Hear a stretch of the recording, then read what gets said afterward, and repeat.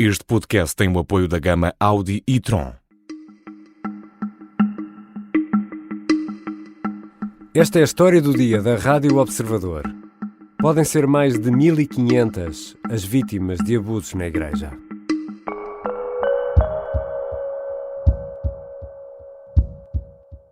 O número mínimo de outras vítimas referidas nestes depoimentos será, no final, muitíssimo maior que as 400. E os abusos compreendem todas as formas descritas na lei portuguesa e que atualmente configuram crime público de abuso sexual de menores. Pedro Stretch é pedopsiquiatra e lidera a comissão independente que reúne e avalia denúncias de abusos praticados por membros da Igreja em Portugal. A 3 meses de concluir o trabalho, há registro de mais de 400 casos, mas destes, apenas algumas dezenas vão chegar à Justiça. A maioria já prescreveu.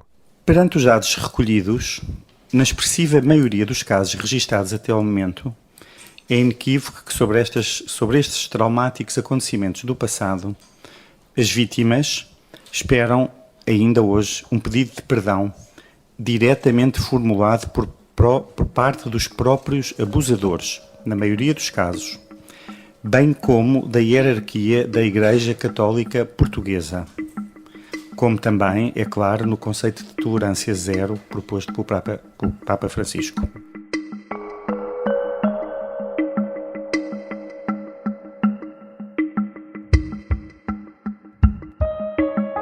A pedido da Igreja em Portugal, foi constituída uma comissão independente que tem como objetivo reunir, analisar, validar ou não denúncias de casos de abuso sexual na Igreja.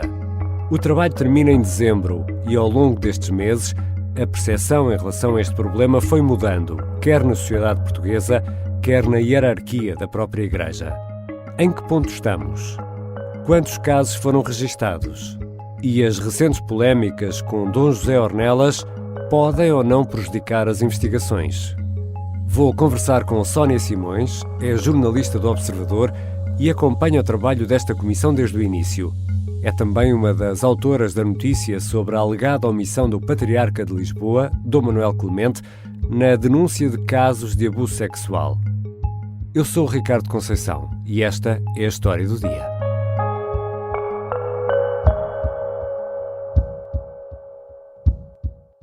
Bem-vinda, Sónia. Olá, Ricardo. Sónia, esta comissão independente está a 3 meses do fim do trabalho. Quantas das denúncias recebidas foram validadas? Já foram validados 424 testemunhos. E destas, quantas seguiram para as autoridades judiciais, para o Ministério Público? Até agora foram 17, mas estão a ser ponderadas outras 30. E essa diferença de centenas de casos é relativa aos casos que já prescreveram? Sim, sobretudo a casos que já prescreveram, mas também a casos em que os agressores já morreram. Estamos a falar de que crimes? Abuso sexual de menores, sendo que a Comissão considera todos os casos de abusos dos 0 aos 17 anos. E isto em que período, mais ou menos? Desde a década de 70. Mas o tempo de prescrição destes crimes não aumentou recentemente? Não. Neste momento, a lei impõe como prescrição 5 anos após a conclusão dos 18 anos de idade, ou seja, 23. Mas houve, de facto, 2 projetos que entraram no Parlamento o ano passado. Um que propunha aumentar esta idade para 45 e outro para 50. Projetos que chegaram a ser discutidos e que foram alvo de pareceres, mas que, com a mudança de governo, caíram e que terão que ser retomados. Ou seja, casos de pessoas que têm os 40 ou 50 anos e que foram vítimas com 12 ou 10, já prescreveram, é isso? Sim, e mesmo com a mudança da lei também já nada podiam fazer, porque a lei vale para o futuro. De qualquer forma, a Comissão lembra que está a fazer um estudo para apurar a realidade dos abusos sexuais na Igreja. Isto não significa que o objetivo seja denunciar à polícia. Portanto, aqui a prescrição tem alguma importância, mas não toda. Nós, como Igreja em Portugal, somos os primeiros interessados em querer lançar luz sobre isto. Isso é muito claro. E a pergunta que também me fizeram, mas espera muitos, espera poucos, não sei o que espero, porque se soubesse também não precisava de tanto trabalho. não é? Agora, não me assusta-me o não saber. Ouvimos aqui Dom José Ornelas, o Bispo de Leiria Fátima, num registro já do ano passado, é o presidente da Conferência Episcopal Portuguesa, o órgão que reúne os bispos da Igreja em Portugal, e foi ele o rosto da iniciativa de criar esta comissão independente por parte da Igreja. Agora, é suspeito de encobrimento. Afinal, o que é que se passa? Foi precisamente por ter esse cargo que esta queixa chegou a Marcelo Rebelo de Sousa. Esta queixa foi feita por um senhor que se chama João Oliveira, que acusa José Ornelas de ter ocultado crimes de abuso sexual em Portugal, dando o exemplo de um caso do Padre Abel, que é um padre de Braga, que até já foi investigado há uns anos, e de crimes que terão sido praticados em Moçambique por volta de 2010 no orfanato. Estas denúncias que foram enviadas à Procuradoria-Geral da República, que decidiu dividi-las em duas e enviar uma para Braga, respeitante ao Padre Abel, e outra para o Diabo de Lisboa, onde já tinha sido aberto em 2010 um inquérito para investigar estes alegados abusos sexuais no orfanato de Moçambique. Esse inquérito, no entanto, foi imediatamente arquivado porque em causa estavam 2 padres italianos e os abusos sexuais nem sequer tinham sido cometidos em Portugal. Portanto, não havia competência territorial para a investigação e esse processo foi arquivado, e o arquivamento foi sendo confirmado porque este denunciante, ao longo dos anos, foi sempre questionando o arquivamento do processo. E, portanto, o que se decidiu neste caso foi, então, pedir que fosse aberto um outro inquérito para apurar se de facto há aqui algum encobrimento por parte de Dom José Ornelas. Portanto, estes 2 processos são os que temos agora mais recentemente. Ou seja, há 2 inquéritos agora a decorrer. Exato. Um em Lisboa e outro em Braga. E estes casos estão a ter alguma influência no trabalho que a Comissão Independente está a fazer? O líder da Comissão Independente, Pedro Streste, disse na conferência de imprensa que não, que estes casos não têm qualquer reflexo no trabalho da Comissão. Mas ficando claro que até ao momento não sentiu qualquer limitação ou entrave à sua independência, nomeadamente por qualquer elemento daquela hierarquia.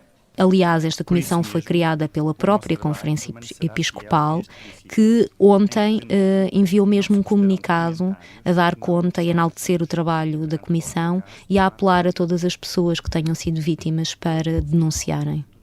Já voltamos à conversa com a jornalista Sónia Simões sobre estes casos de suspeitas de abusos na Igreja.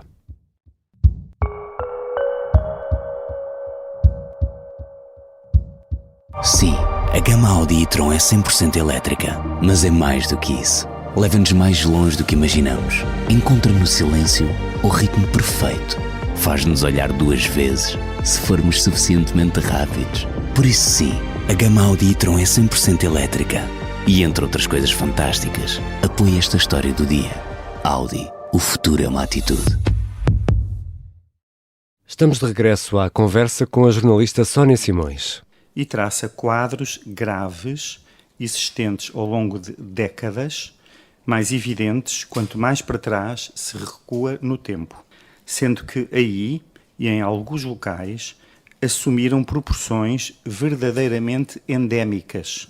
Pedro Stretes fala de proporções endémicas nos casos de abusos. Ou seja, Sónia, estes casos registados são uma pequena parte do problema? Sim, infelizmente estes casos não são demonstrativos da realidade que acontece em Portugal. Em junho, a Comissão apresentou alguns dados a nível regional e percebeu que havia zonas negras, chamamos-lhe assim, no país, de onde não chegavam quaisquer denúncias. Quase sombras de onde não vinha nenhuma denúncia? Sim, é isso? silêncio. E durante este tempo, portanto desde junho até cá, a Comissão apostou numa uma manobra publicitária, chamemos-lhe assim, fixou cartazes nas dioceses, nos centros de saúde, teve um protocolo com a Associação Nacional de Farmácias também para conseguir divulgar o número de telefone e tentar chegar a estas pessoas, mas se olharmos para os números, desde junho, de facto, em que foram 338 as denúncias, se calhar, pouco, não é? sim, se calhar esta campanha não teve assim tanto sucesso e de facto a Comissão percebe que a maior parte das queixas que chegam são de pessoas de mais dos centros urbanos, com alguma formação e portanto há uma grande parte da população portuguesa que não está aqui representada e por isso a realidade deve ser bem pior que esta. E os abusadores? O que é que sabemos sobre os abusadores?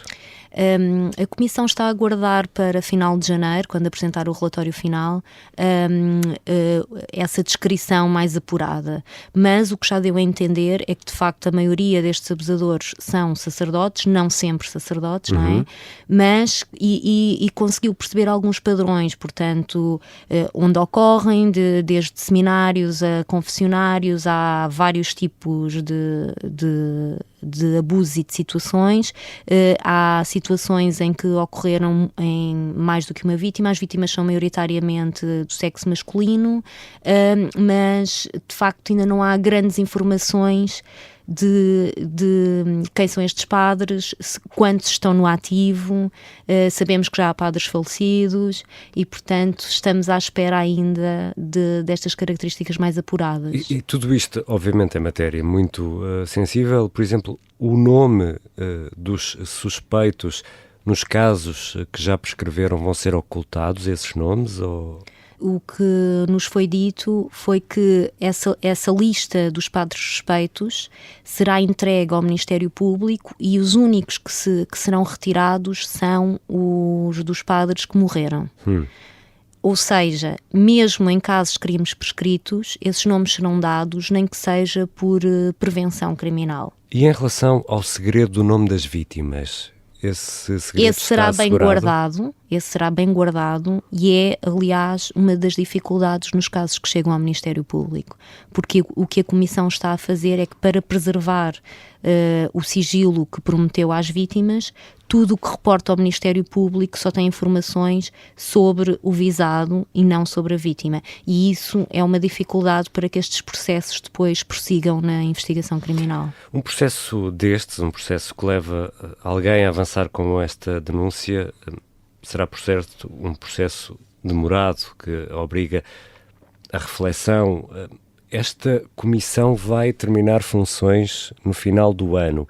Isso quer dizer que iniciativas como esta de dar voz ao silêncio, em que as pessoas podem ir a um site ou usar um número de telefone, que isto tudo acaba agora em dezembro? Ficámos a saber que, de facto, as queixas só podem ser apresentadas até final deste mês para efeitos estatísticos. No entanto, poderão continuar a chegar denúncias à Comissão até final do ano. Esta Comissão, apesar de lidar com estas vítimas e de mexer neste assunto sensível, não dá apoio psicológico, e tem sido uma falha que tem sido detectada porque as vítimas depois procuram voltar a falar com os especialistas que integram a Comissão, e eles acabam, portanto, há um psiquiatra, há um pedopsiquiatra, e eles acabam por dar algum apoio, mas não é esse o objetivo. Será uma coisa mais informal. Sim, agora. Sim, mas ficámos a saber que não está descartada a hipótese de se continuar uma estrutura ou de se criar uma estrutura que possa prestar este apoio psicológico às vítimas depois, no próximo ano. E falando aqui de números, novamente, no verão a Comissão Independente admitia a hipótese de se terem registado mais de 1.500 casos. Agora temos aqui 424 oficialmente, que o Presidente da República considera que até não é assim um número tão elevado, dado o período temporal e o universo de pessoas de que estamos a falar? Não há limite de tempo para estas queixas. Há queixas que vêm de pessoas de 90 anos, 80 anos, e que fazem denúncias relativamente ao que sofreram há 60, ou há 70, ou há 80 anos. Portanto, o que significa que estamos perante um universo de pessoas que se relacionam com a Igreja Católica, de milhões de jovens, ou muitas centenas de milhares de jovens. Haver 400 casos não me parece que seja particularmente elevado, porque noutros países e com horizontes mais pequenos houve milhares de casos. Sónia, mas podemos estar aqui a falar de mais de 1.500 casos só em Portugal? Sim, muitos mais. Em junho, a Comissão avançou com a hipótese de fazer aqui uma extrapolação dos números, que é comum fazer-se em estudos de abuso sexual de menores, em que é o chamado efeito iceberg. Conclui-se que só 25% das denúncias chegam, de facto, às estruturas que estudam esta temática. Portanto, de todos os casos, apenas 1/4 é denunciado. Chega ao conhecimento. Ficam 3/4 escondidos. Exatamente. E, portanto, de acordo com este princípio, com este efeito iceberg, poderia extrapolar-se os números. E ponderou-se isso de facto. Em junho chegou-se a falar de haver 1.500 vítimas de abusos sexuais da Igreja em Portugal, por membros da Igreja.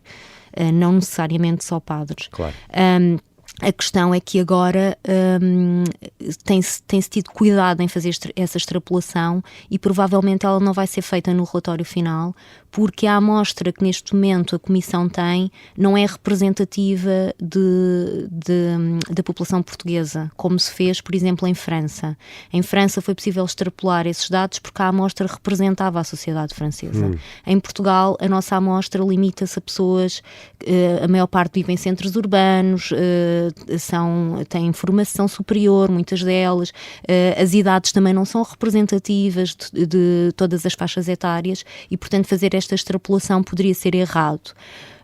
O que se vai fazer no relatório final, o que se pondera fazer, é que no inquérito que é feito online pela Comissão, no site Dar Voz ao Silêncio, há uma pergunta aberta em que se pergunta à vítima se ela tem conhecimento de outros casos que terão sido abusados pelo mesmo agressor. E, de facto, essa resposta tem variado. Há muitas pessoas que indicam outras vítimas e aí pode-se apurar um número ainda maior e talvez esse número conste no relatório final.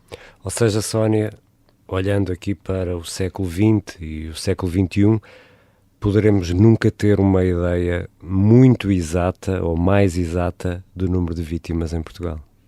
Exato. Dificilmente vamos ter, tal como não teremos essa imagem de todos os crimes de abuso sexual praticados contra menores. E a culpa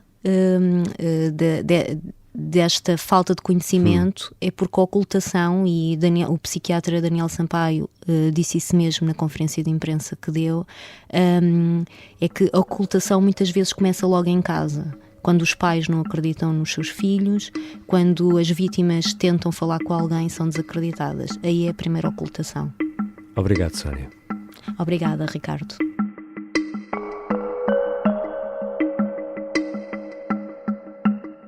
Sónia Simões é jornalista do Observador e acompanha o trabalho desta Comissão Independente desde o início. É uma das autoras da notícia sobre a alegada omissão do Patriarca de Lisboa na denúncia de casos de abuso sexual. Tem acompanhado outros casos e investigado denúncias. No site darvozausilêncio.org está explicado como podem ser feitas estas denúncias. Esta foi a história do dia. A sonoplastia e a música do genérico são do João Ribeiro. Eu sou o Ricardo Conceição. Até amanhã.